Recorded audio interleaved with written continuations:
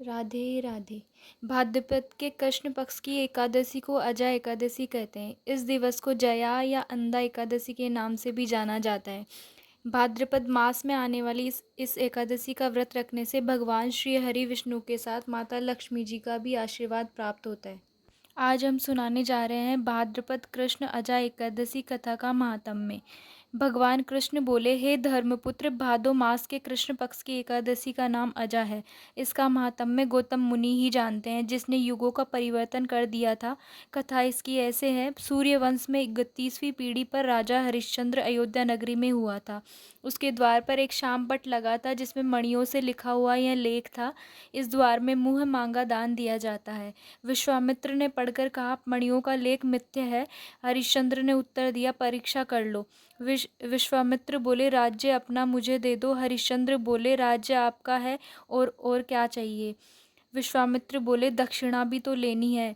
राहु केतु तथा शनिश्चर की पीड़ा भोगनी सहज है। साढ़े सती का कष्ट भी सुगम है। मेरी परीक्षा में पास होना बड़ा कठिन है।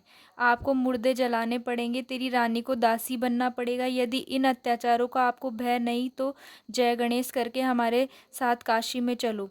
राजा ने धर्म का सत्कार किया। आप भंगी के सेवक बने। रानी दासी हो गई। पुत्र को नाग बनाकर विश्वामित्र ने डस लिया। ऐसी आपत्ति में भी उसने सत्य का त्याग न किया, परंतु मन में शोक की अग्नि भड़क उठी। उस समय गौतम मुनि के दिल में दया आई। राजा हरिश्चंद्र के पास आकर कहा, तुम अजा एकादशी का विधि पूर्वक व्रत करके समस्त संकट दूर कर सकते हो। ऐसा कहकर गौतम मुनि अंतर्ध्यान हो गए। राजा ने विधि सहित अजा एकादशी का व्रत किया। उसके प्रभाव से स्वर्ग में जय जयकार शब्द हुआ। अपने सामने ब्रह्मा, विष्णु, महेश, इंद्रादिक देवताओं को खड़े देखा। पुत्र को जीवित तथा अपनी स्त्री को भूषण सहित देखा।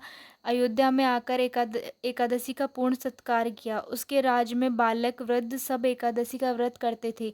एकादशी व्रत के प्रभाव से प्रजा सहित अंत में स्वर्ग को प्राप्त हुए। इस कथा के महात्म्य का फल अश्वमेध यज्ञ के समान है। इस व्रत